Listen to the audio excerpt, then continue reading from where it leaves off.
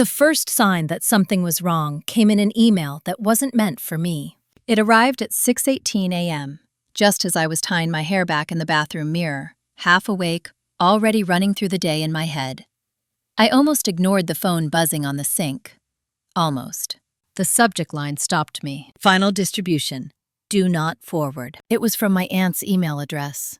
Sent to my father, my mother, my older brother, and 2 addresses I didn't recognize. And somehow, accidentally, to me. For a few seconds, I just stared at it. I wasn't supposed to be on any final distribution list. I was 31 years old, the quiet one, the reliable one. The daughter who handled her own life so well that the family rarely had to think about her at all. My name is Lauren Whitaker. I live in Columbus, Ohio. I work as a project manager for a regional construction firm. Not glamorous, but solid. I pay my mortgage on time. I don't borrow money. I don't ask my parents for help. I show up when I'm needed and stay quiet when I'm not. That last part had always been important to my family. I opened the email. Attached was a PDF. Estate allocation summary. My grandmother's name was at the top. Eleanor Whitaker.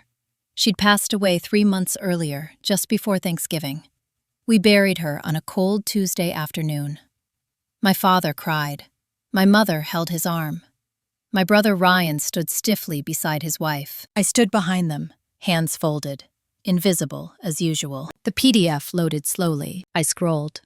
There were columns, percentages, property descriptions, account numbers partially redacted. My heart started to beat faster, not because I expected something from myself, but because my name never appeared at all. Not once. Ryan was listed, 50%. My parents were listed, joint beneficiaries. Even my cousin Megan, who lived across the country and hadn't visited Grandma in years, had a small allocation. I kept scrolling, thinking maybe I was missing something. I wasn't.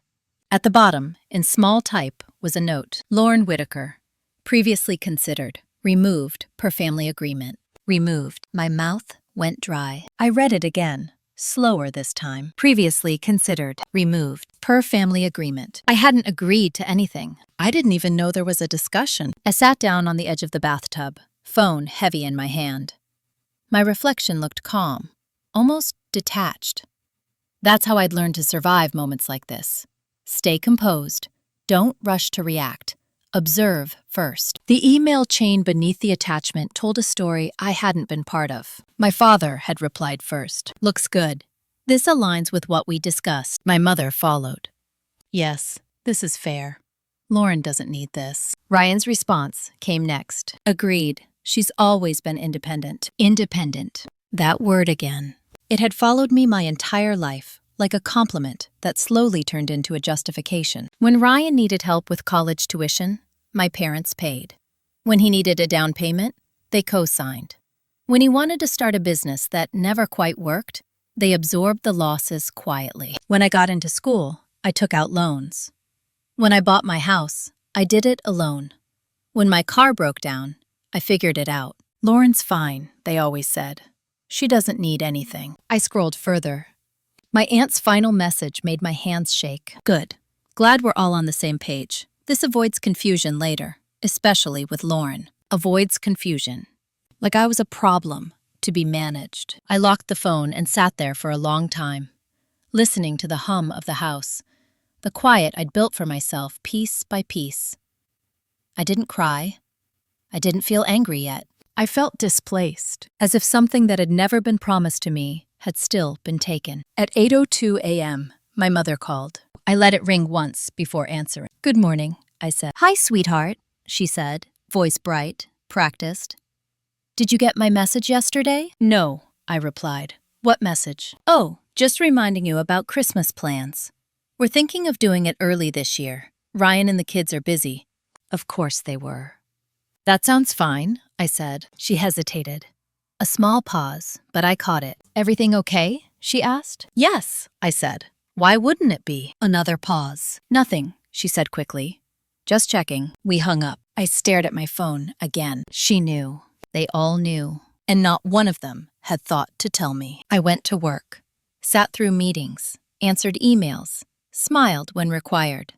I watched myself function, like someone who hadn't just been quietly erased, from her own family's future. That night, I opened my laptop and searched for one thing: my grandmother's attorney. I didn't know what I was going to do yet. I only knew this: whatever love I thought had existed before was conditional.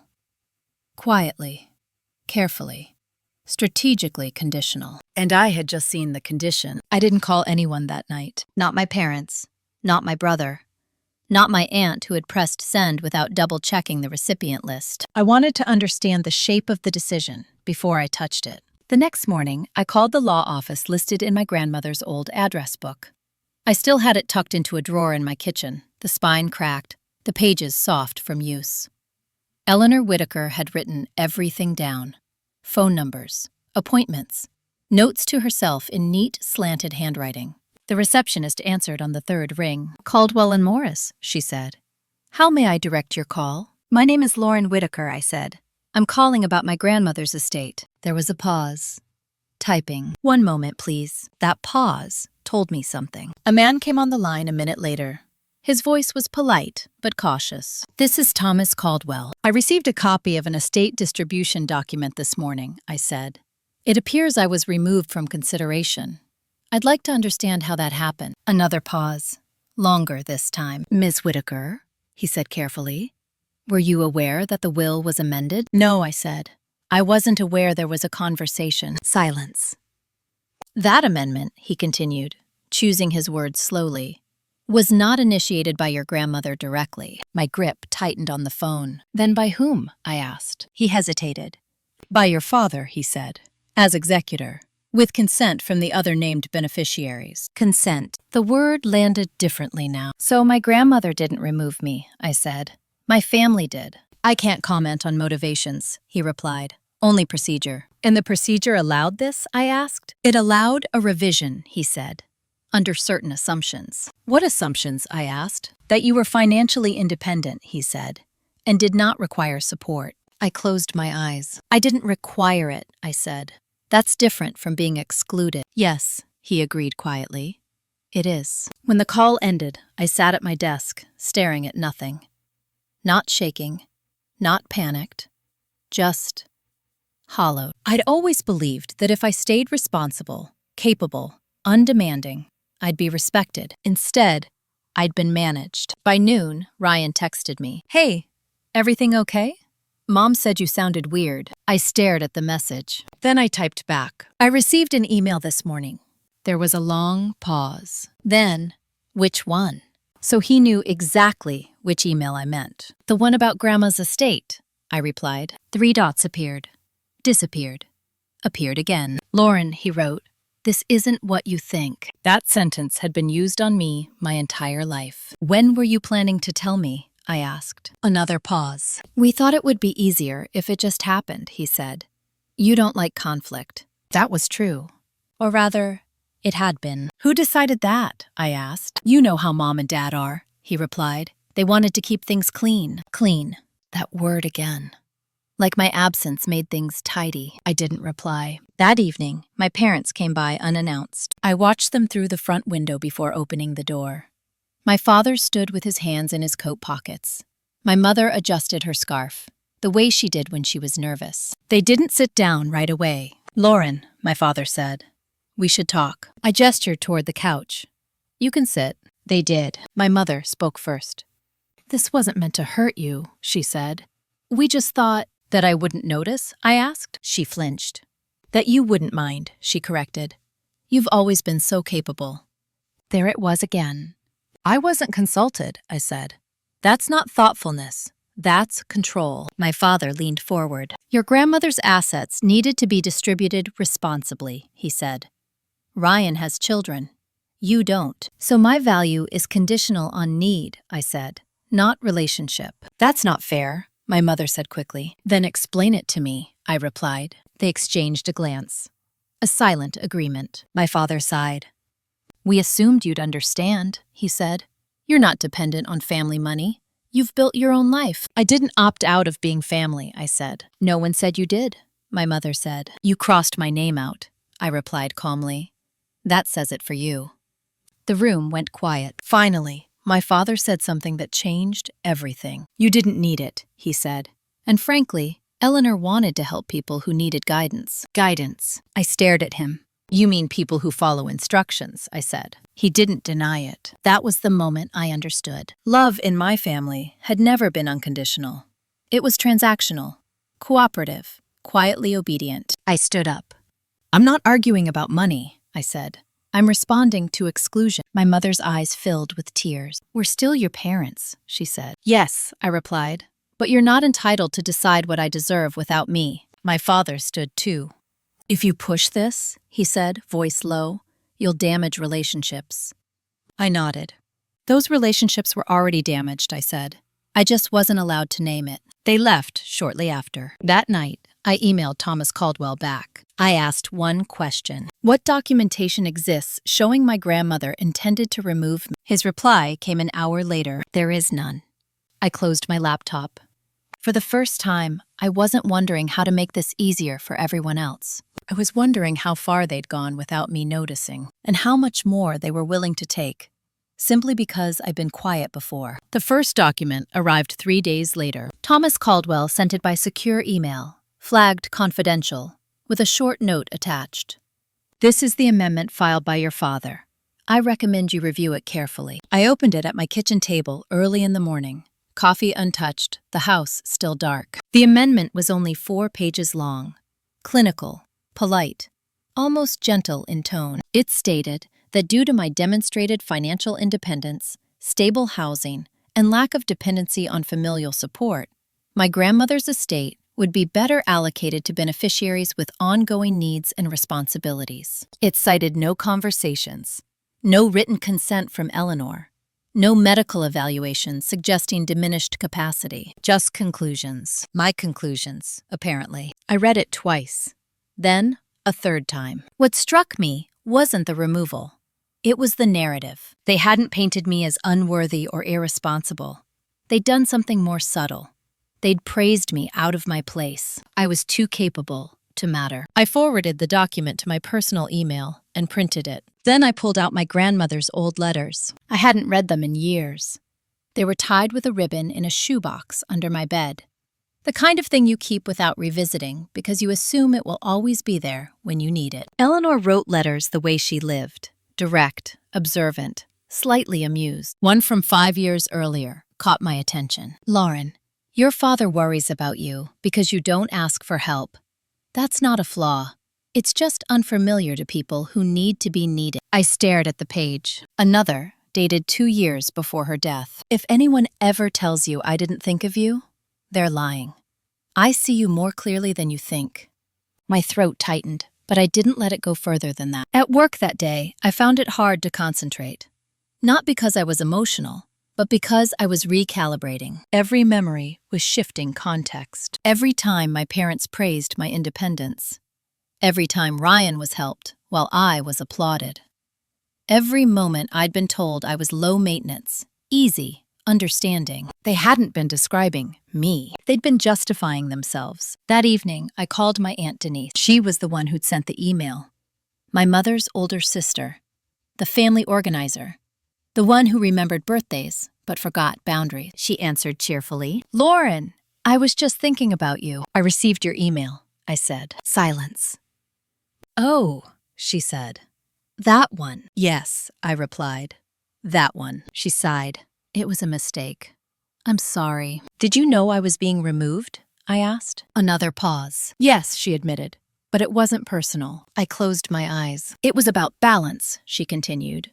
Your parents thought it would be unfair to give you money you didn't need when Ryan has a family. So fairness is decided without the person affected, I said. You know how these things work, she replied. We didn't think you'd want the hassle. I let that sit. Did Grandma agree? I asked. She hesitated. She trusted your father. That was not an answer. Did she say my name? I asked. No, Denise said quietly. Not directly. After we hung up, I didn't feel angry at her. I felt disappointed. Denise wasn't malicious. She was complicit. And in families like mine, that distinction mattered less than people wanted to believe. The next call came from Ryan's wife, Claire. We'd never been close. She was polite, strategic. She measured conversations like investments. I hope you're okay, she said. I'm managing, I replied. She cleared her throat. I just wanted you to know, this wasn't meant to diminish you. It did, I said. She paused. We assumed you'd understand. That assumption seems popular, I replied. Well, she said carefully, from a practical standpoint, you're not struggling. And that disqualifies me from consideration, I said. She didn't respond. I'm not asking for sympathy, I continued. I'm asking you to understand something. You didn't take money from me. You took my agency. Another pause. I don't think it was meant that way, she said. That's the problem, I replied. It never is. That night, I sat with a legal pad and wrote down facts, not feelings, not grievances, facts. My grandmother's original will included me. The amendment removed me without documentation of her consent. The justification was my independence. No one informed me beforehand. Then I wrote one question at the bottom of the page. What else have they decided for me without telling me? The answer came sooner than I expected. 2 days later, my bank called. Ms. Whitaker, the representative said, we're calling to confirm a request to remove a cosigner from your account. My stomach dropped. What cosigner? I asked. There was a pause. Your father, she said. The request came in yesterday. I gripped the edge of the counter. I didn't authorize that, I said. I understand, she replied. That's why we're calling. When I hung up, my hands were steady. They weren't just rewriting the past. They were adjusting my present, quietly, efficiently, without asking. I didn't call my parents. I didn't confront anyone. Instead, I opened my laptop and searched for a different attorney, one who specialized in estate disputes and family interference. Because now I understood something crucial. This wasn't about inheritance. It was about control. And control, once exposed, doesn't like to be questioned. I met with the new attorney on a Thursday afternoon, 2 days after the bank call. Her office was in a renovated brick building downtown, the kind of place that used to be something else before it became professional and discreet. Her name was Hannah Morales, late 40s, calm eyes, no wasted words. She didn't interrupt while I talked. I laid everything out, the email, the amendment, the conversations, the bank call. I handed her copies of the documents and watched her read them without expression. When she finished, she folded her hands. Your family didn't just exclude you, she said. They repositioned you. I waited. They framed you as competent to justify unilateral decisions, she continued. That's a control strategy, not a financial one. So what do? I asked. That depends, she said. Do you want money or do you want leverage? I thought of my father's calm certainty, my mother's rehearsed concern, Ryan's assumption that I'd adapt. I want my name restored, I said, and I want them to stop making decisions for me. She nodded. Then we don't start with confrontation. Of course we didn't. She explained the process. Requests for documentation, formal inquiries, notices that required response within legal timelines. No accusations, no emotional language. Paperwork forces people to be precise. People who rely on implication hate precision. That night, my mother called again. This time, I answered. We're worried about you, she said.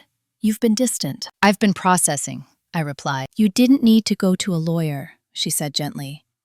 This could have stayed within the family. I let that sit. Why did Dad contact my bank? I asked. Silence. I don't know what you're talking about, she said. Yes, you do, I replied. He tried to remove himself as co-signer without telling me. He was just cleaning things up, she said quickly. You don't need him on your accounts anymore. That wasn't his decision to make, I said. Well, it's not a bad thing, she replied. You're independent.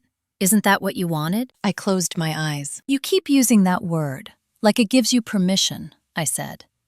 It doesn't. Her voice tightened. Lauren, you're overreacting. No, I said. I'm responding. She sighed. You're making this harder than it needs to be. That sentence landed differently now. I didn't make it complicated, I said. You made it quiet. We hung up shortly after. The next morning, Hannah sent out the first set of requests. Formal inquiries to the executor. Requests for proof of my grandmother's intent.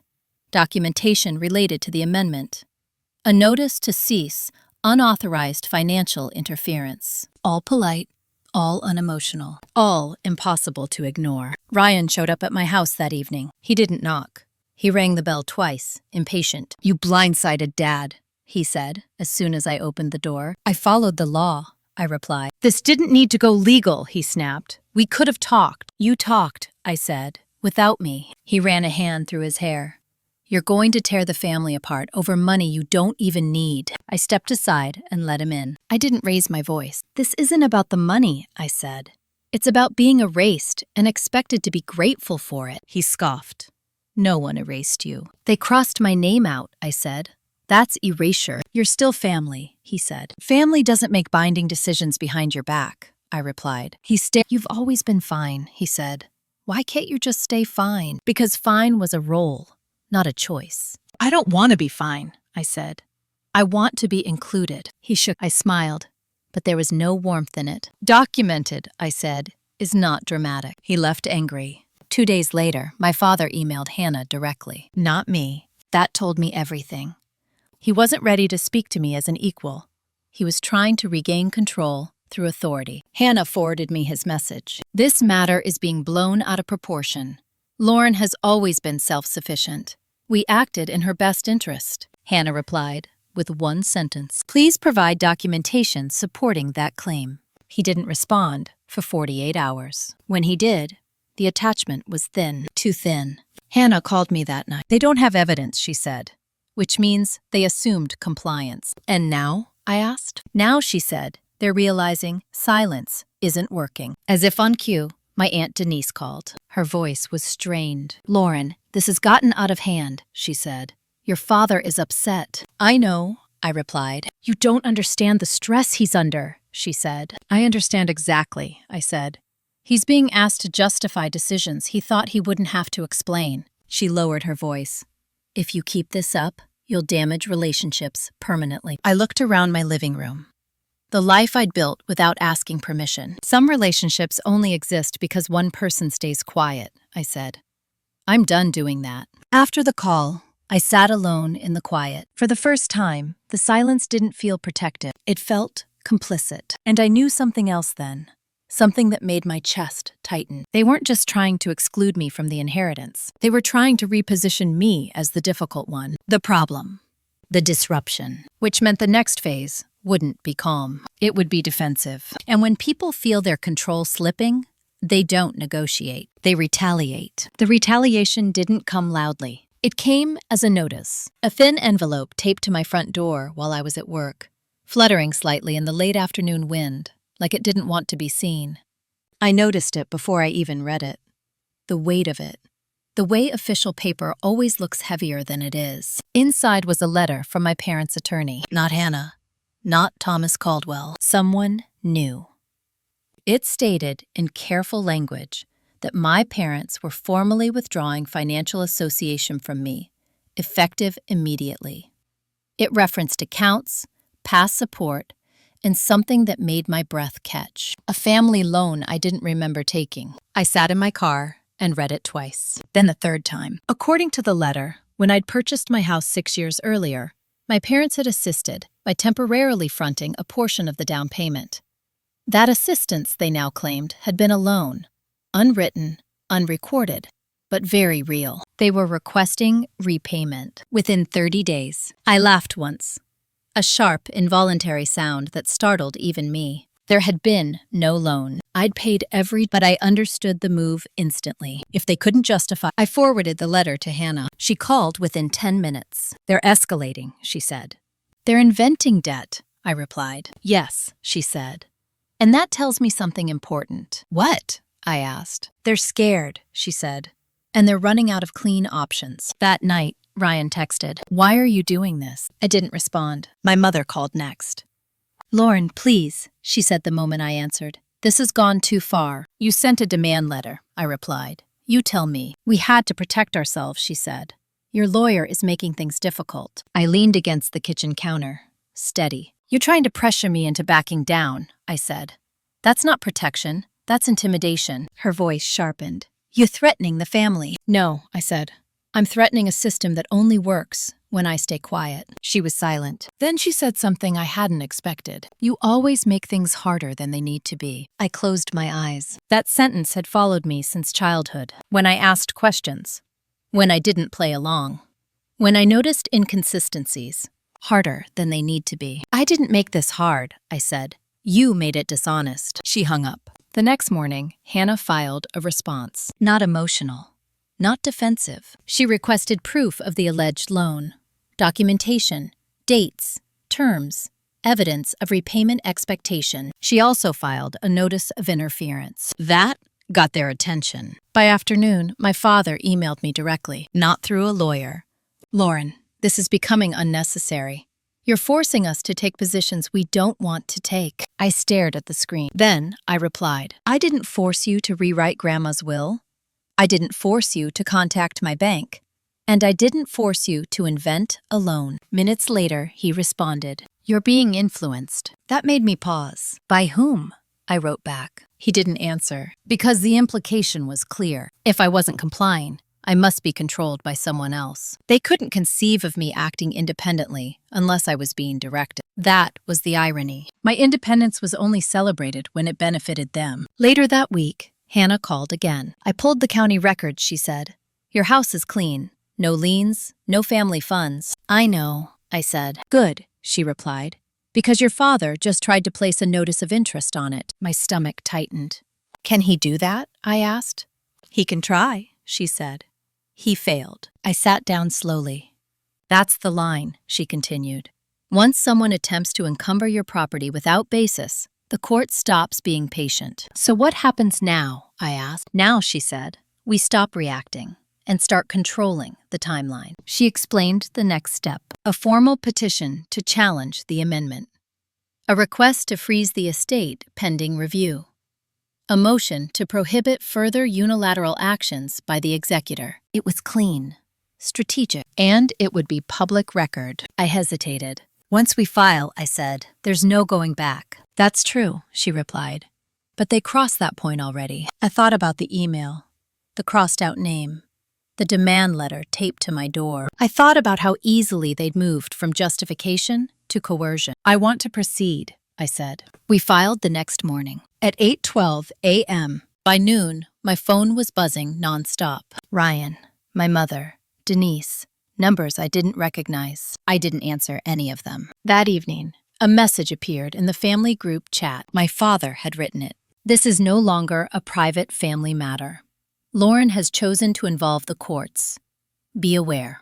I read it once. Then I left the chat. I sat in my living room, the house quiet around me, and felt something unfamiliar settle into place. Not relief, not satisfaction, alignment. For the first time, my actions matched what I knew to be true. I wasn't reacting to betrayal anymore. I was responding to interference. And that shift mattered. Because once the legal process begins, stories stop working. Only records do. And the record, finally, was going to include me. The court notice arrived faster than I expected. 3 days after Hannah filed the petition, a certified letter showed up in my mailbox.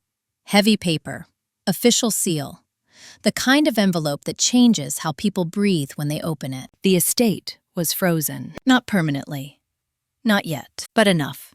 No distributions, no amendments, no transfers, no new claims of debt, no cleaning things up behind closed doors. For the first time since my grandmother died, no one in my family could move anything without oversight. Hannah called me an hour later. The judge granted the temporary freeze, she said, and appointed a neutral reviewer. I closed my eyes. Thank you, I said. Don't thank me yet, she replied. This is where people panic. She was right. My father didn't call. He drove over. I saw his car outside my house just after sunset, parked slightly crooked at the curb. I didn't rush to open the door. I watched him through the window for a moment, standing there with his coat collar pulled up, phone in his hand like he was deciding whether to call or knock. He knocked once, then again. I opened the door calmly. Lauren, he said, stepping inside without being invited. We need to talk. I gestured toward the chair across from the table. You can sit. He didn't. This didn't have to happen, he said. You've escalated things. No, I replied. You did. I documented it. He exhaled sharply. You're freezing assets that affect the entire family. I didn't freeze them, I said. The court did. You made them do it. That's not how it works, I replied. That's how control works. Law responds. He paced the room like he used to when I was a teenager and asked questions he couldn't answer quickly. "You're putting Ryan in a difficult position," he said. I nodded. "You put me in one first. That's different." "How?" I asked. "You're single," he said. "You don't have dependents." There it was again. The same justification, stripped of politeness now. "My worth is conditional," I said. "You've made that clear." "That's not what I meant," he snapped. "It's what you did," I replied. He stopped pacing and looked at me. Really looked at me. Like he was trying to see if I was bluffing. "You don't understand what's at stake," he said quietly. "I understand exactly," I said. "You're losing control." His jaw tightened. "You think this makes you strong?" he said. I didn't raise my voice. "I think it makes me protected." He laughed once, bitter. "You're being advised." "Yes," I said, "by professionals, not by people who benefit from my silence." That landed harder than I expected. He stared at me for a long moment, then shook his head. "This will damage things permanently," he said. "It already did," I replied. "I'm just not pretending anymore." He left without another word. The next morning, my mother called Hannah, not me. That was telling. Hannah summarized the call later. She wanted to know how to make this go away. "And?" I asked. "I told her compliance makes things go away," Hannah replied. "Resistance makes records." By the end of the week, the neutral reviewer requested documentation from everyone. Bank statements, email correspondence, notes related to the amendment, evidence supporting the alleged loan. Ryan called me that night. He sounded tired. "I didn't know about the loan thing," he said. "I swear." "I believe you," I replied. "Dad's angry," he continued. "He says you're trying to punish him." I leaned back in my chair. "I'm not punishing anyone," I said. "I'm stopping interference." "That's the same thing to him," Ryan said quietly. "I know," I replied. There was a pause. "Why didn't you just tell us you wanted to be included?" he asked. I closed my eyes. "I did," I said. "For years. You just didn't hear it because it wasn't loud." He didn't argue. Instead, he asked something unexpected. "What happens if the amendment gets reversed?" "Then my grandmother's original will stands," I said, "as written."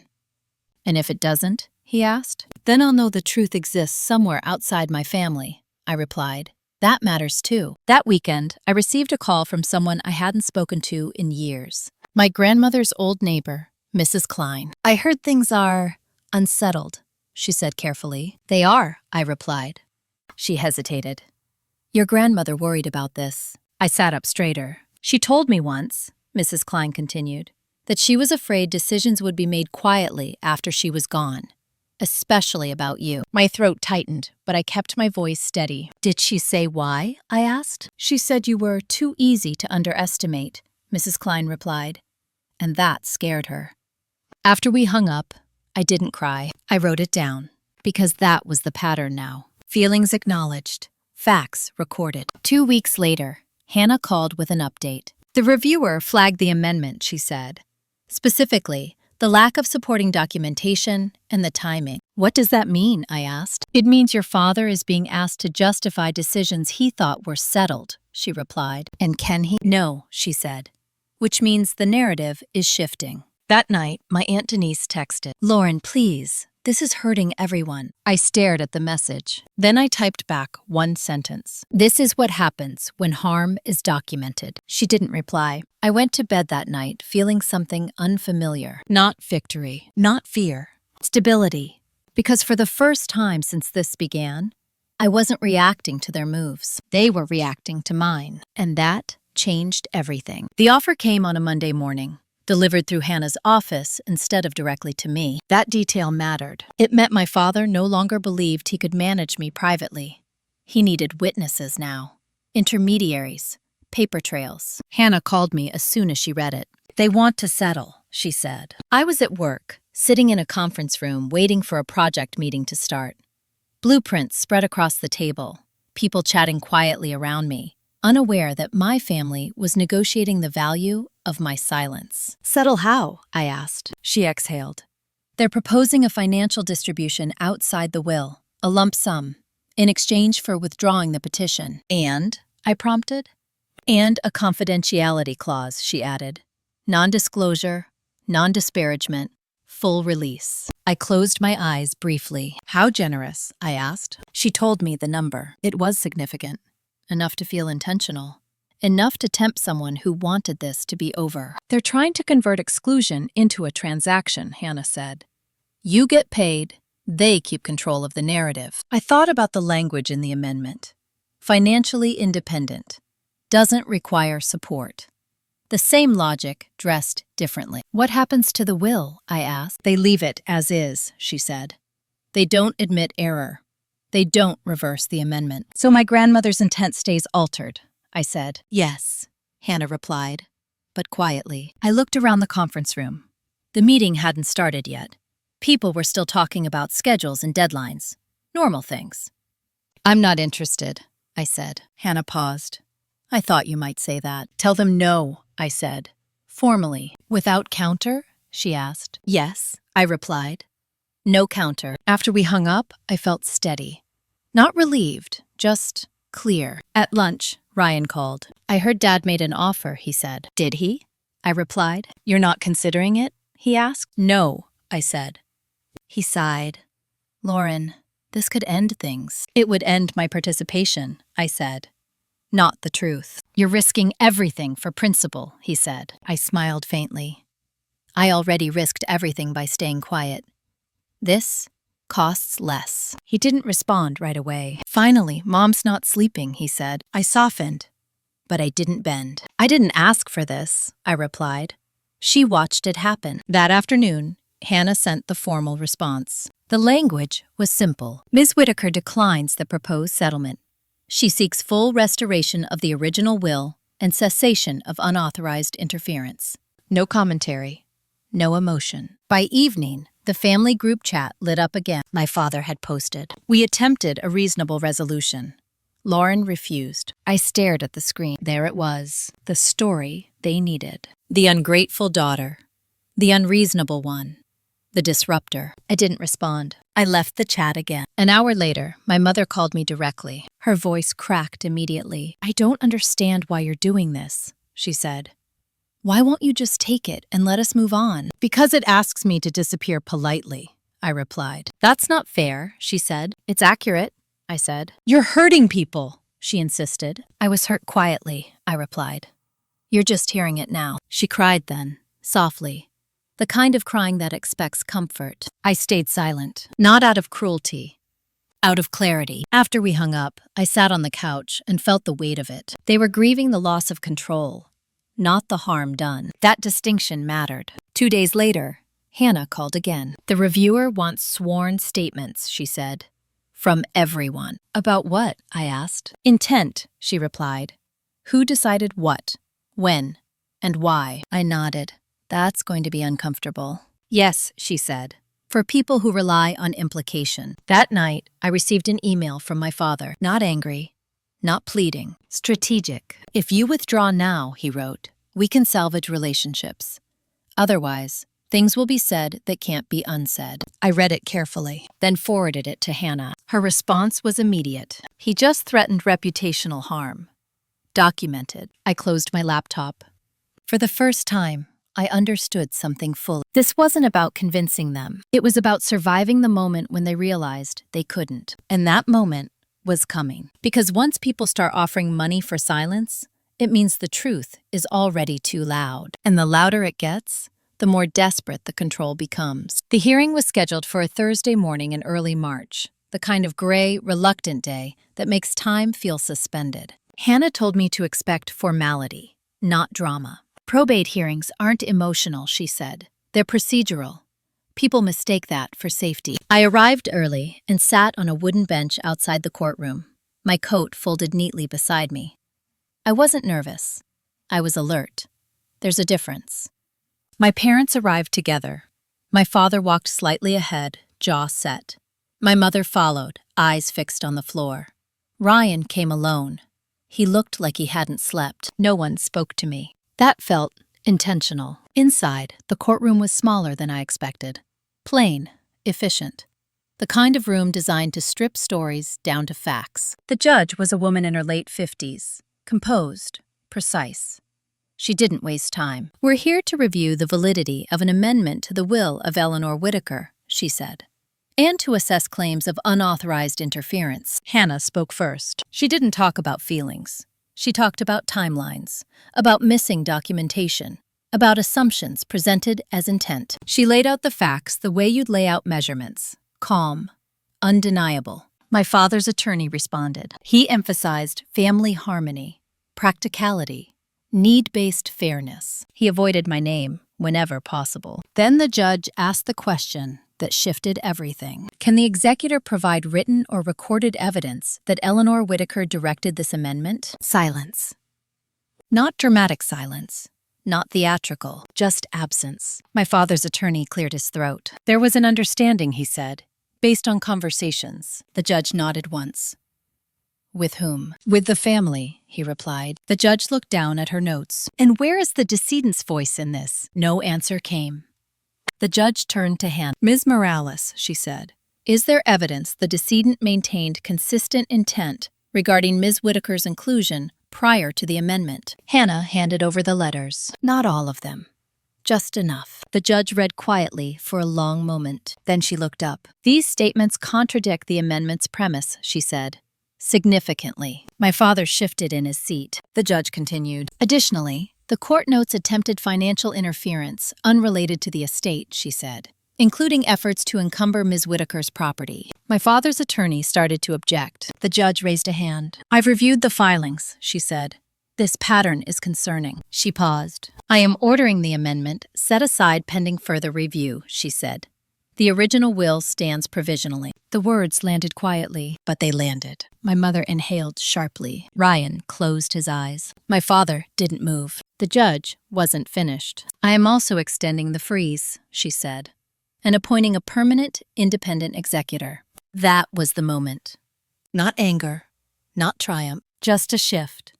Control moved from a person to a process. Outside the courtroom, my mother reached for me. Lauren, she said softly.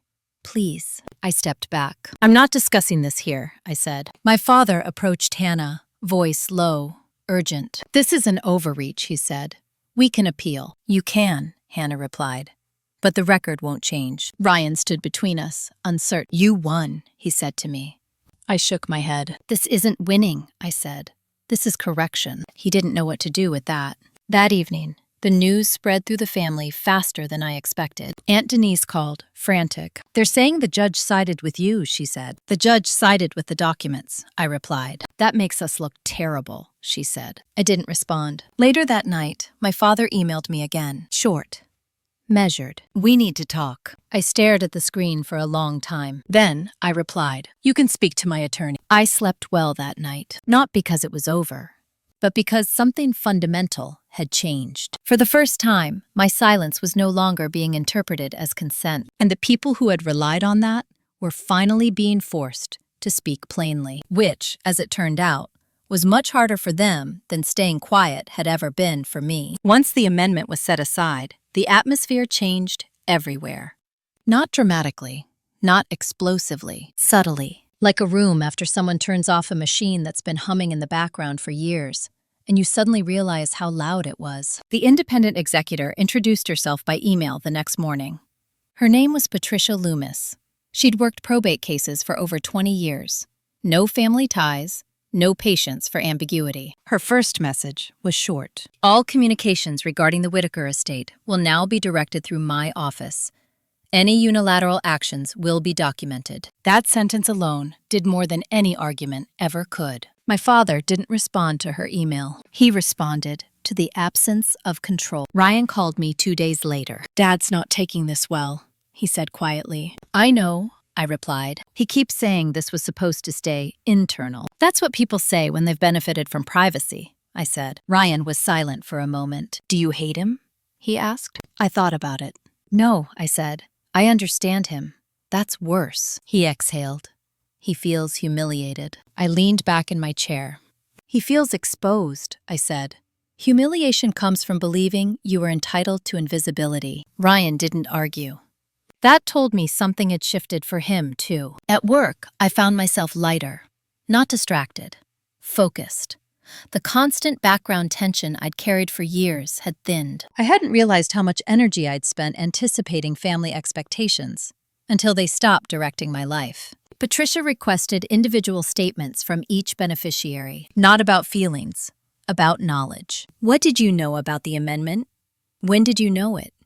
What role did you play? I wrote my statement carefully, not defensively, chronologically.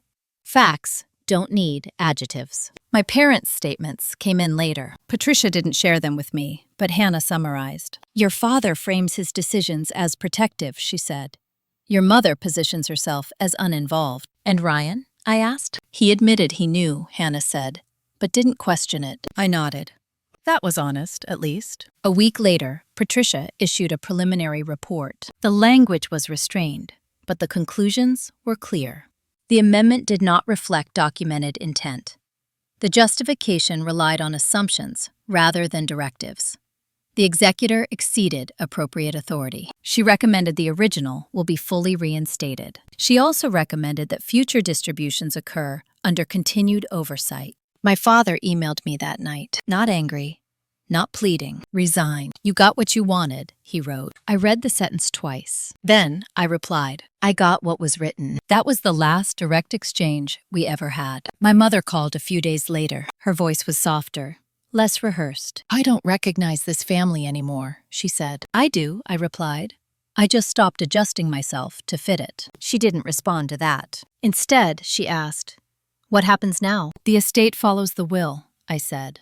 And we all live with the choices we made. She was quiet. Then, will you come for Easter? I didn't answer immediately. I thought about sitting at that table again. The careful conversations, the unspoken hierarchy, the expectation that I'd smooth things over. No, I said. Not this year. She sounded disappointed, but not surprised. I hope someday, she said. So do I replied. But not at my expense. When the final ruling came down, it was brief. The amendment was nullified. The original will reinstated in full. Oversight confirmed. My name restored without condition. No apology required. No forgiveness requested. The money itself arrived weeks later, transferred quietly into an account I controlled. I didn't celebrate. I didn't announce it. I sat at my kitchen table, opened my laptop, and looked at my grandmother's letters again. Not because of the money, because she'd seen this coming. Ryan stopped by one evening not long after. He looked tired, older. I should have spoken up, he said. Yes, I replied. You should have. He nodded. I'm trying to figure out who I am without Dad handling everything. That's work, I said. But it's honest work. He smiled faintly. I'm glad you didn't back down, he said, even if it made things uncomfortable. I met his eyes. Discomfort is sometimes the price of truth, I said. After he left, I sat alone in the quiet. The fight was over, but the consequences were still unfolding. Because restoring a will doesn't restore relationships. It reveals them.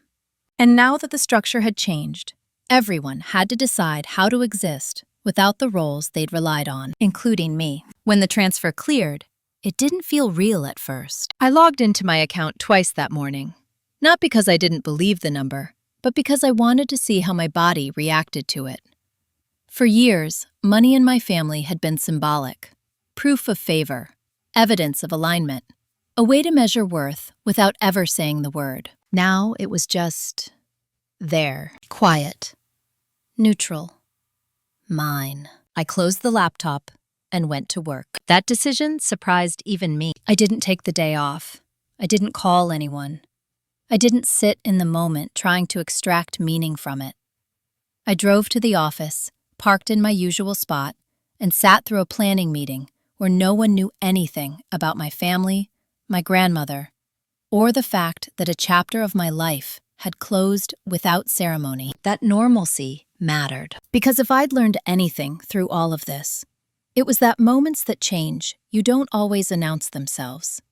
They just rearrange what you tolerate afterward. That evening, Hannah called. Everything processed cleanly, she said. No holds, no conditions. Thank you, I replied. You okay? She asked. Yes, I said, and meant it. We talked briefly about next steps, final filings, administrative closures, loose ends that needed signatures. She mentioned, almost casually, that many clients in my position chose to disengage entirely after resolution. You don't owe anyone anything now, she said. I know, I replied. After we hung up, I sat at my kitchen table with a legal pad. Not to plan revenge, not to plan explanations, to plan use. I wrote down 3 categories: stability, separation, intention. Under stability, I listed practical things: emergency savings, long-term planning, adjustments that would make my life quieter, not bigger. Under separation, I listed boundaries: accounts to keep private, information I would no longer share, invitations I would politely decline without explanation. Under intention, I paused. This was the part that mattered most. I thought about my grandmother, about her letters, about Mrs. Klein's words, too easy to underestimate. Eleanor had never been loud. She'd been deliberate. She hadn't tried to control people. She'd prepared for the reality that some would try to control outcomes after she was gone. That's why she'd written things down. That's why she'd included me. Not because I needed protection, but because she understood systems. A week later, my parents sent a joint email. Short. Careful. We hope this resolution brings you peace. We need time to process. I read it once, then archived it. Peace wasn't something they could grant retroactively. Ryan sent a separate message. I'm trying to figure things out, he wrote. I don't expect you to fix anything. That was the first honest thing he'd said in months. I'm not fixing, I replied. I'm living. He reacted with a simple acknowledgement. At work, something unexpected happened. My supervisor asked me to sit in on a senior planning session, not because of my tenure, because of how I'd handled a difficult client negotiation the week before. Calm, firm, precise. You don't flinch, she said. That's rare. I thought about that later, about how many years I'd spent not flinching for the wrong reasons. At the end of the month, I did one thing that felt symbolic, though I didn't frame it that way at the time. I closed the account my father had once been a co-signer on. Not dramatically, just a form, a signature, a quiet confirmation that no one else needed access to my financial life ever again. When the confirmation email arrived, I didn't feel relief. I felt alignment. That word kept coming back. Alignment between what I knew and what I allowed. One Sunday afternoon, my Aunt Denise called. Her voice was subdued. I didn't realize how far things had gone, she said. You realized enough, I replied. She sighed. I should have spoken up. Yes, I said. You should have. There was no anger in my voice, just truth. I hope you know, she continued, that this wasn't personal. I didn't correct her. Because intent doesn't erase impact. And I was done educating people who had access to hindsight, but not accountability. That night, I went through my grandmother's letters one last time. I didn't reread them all. I chose one. The one that said, if anyone ever tells you I didn't think of you, they're lying. I placed it in a simple frame and set it on my desk, not as a shrine. As a reminder, the power I had regained didn't come from money or court orders. It came from the moment I stopped explaining myself to people who benefited from misunderstanding me. That shift changed how I moved through the world. I said no faster. I shared less. I chose deliberately. And for the first time, independence didn't feel like something used against me. It felt like something I owned. After the legal process ended, people assumed things would return to normal. They never do. Normal is a structure built on habits, and ours had collapsed quietly. No shouting, no dramatic exits, just the slow realization that the old rules no longer applied. My parents stopped calling first, not abruptly, gradually. A missed call that wasn't returned, a message left unread longer than usual, holidays discussed vaguely, then not at all. It wasn't punishment. It was recalibration. They no longer knew where they stood with me, and instead of asking, they waited. That was how our family handled discomfort, by letting silence do the work. This time, silence worked for me. Ryan came by one evening in early spring. He didn't bring his kids. He didn't stay long. I'm selling the house, he said, standing awkwardly near the door like he wasn't sure he was welcome. That's a big decision, I replied. It's Dad's, he said. Or it was. Turns out, I never really chose it. I nodded. He looked at me then, really looked at me. You always did your own thing, he said. I thought that meant you didn't care. I cared, I said. I just didn't ask permission. He swallowed. I don't know how to do that, he admitted. That's not my lesson to teach, I said gently. But it's one you can learn. He stayed a few minutes longer, then left. We didn't hug. That felt right. A month later, Patricia closed the estate formally. Her final email was efficient. All distributions completed. Oversight concluded. File closed. Just like that, my grandmother's life became a set of records stored somewhere I'd never visit. I didn't feel loss. I felt completion. At work, things shifted again. I was offered a promotion I hadn't applied for. Not a title change, a responsibility change. Autonomy, decision-making authority. You don't get rattled, my supervisor said. And you don't need credit. That makes people trust you. I accepted. Not because it validated anything, because it aligned with who I already was. My mother sent another message in late May. No apology, no justification. I've been thinking about things. I read it once, then replied with one sentence. I hope you're well. That was all I had to give. I didn't owe her emotional access just because the crisis had passed. One afternoon, while sorting through old paperwork, I found a photo tucked inside a book. My grandmother and me. I must have been 7. We were sitting on her porch, my legs swinging, her hand resting on my shoulder. Both of us looking at something out of frame. I studied her face. Calm. Knowing. Slightly amused. She'd known this would happen. Not the specifics. The pattern. Some people sense when they're surrounded by those who will rearrange things once they're gone. And some people prepare for it. I put the photo on my desk next to the letter. That was enough. By summer, the family had adjusted to my absence in small ways. I was no longer included in group decisions. I wasn't consulted. I wasn't expected. That used to hurt. Now, it felt like relief. When you stop being useful in a system built on control, you become invisible again. The difference was, this time, I chose it. I wasn't erased. I stepped back. And that distinction mattered. I didn't forgive my parents. Not actively. Not ceremonially. Forgiveness implies a return to relationship. I wasn't interested in returning. I wasn't angry either. Anger requires proximity. I had space, distance, choice, those with a real inheritance. Because what my grandmother left me wasn't just money or property. It was proof. Proof that I hadn't imagined the imbalance. Proof that I hadn't been selfish or dramatic or difficult. I'd simply outgrown a system that required my silence to function. And when I stopped supplying it, the system exposed itself. That wasn't revenge. It was consequence. I'm telling this now because enough time has passed for the story to stop trying to control me. Not because everything healed. Not because anyone apologized the right way. But because what remained is finally clear. After the estate closed, life didn't surge forward. It settled. Quietly. Intentionally. There were no dramatic reunions. No final confrontations. No moment where my parents suddenly understood what they had done and asked to be forgiven. Instead, there were choices, small ones, repeated. I chose not to attend holidays where my presence would be measured instead of welcomed. I chose not to explain my decisions to people who only listened when it benefited them.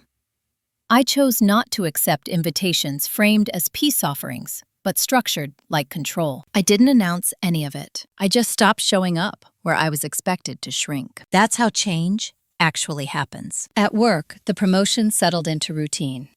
I made decisions without second-guessing myself. I delegated. I trusted my judgment.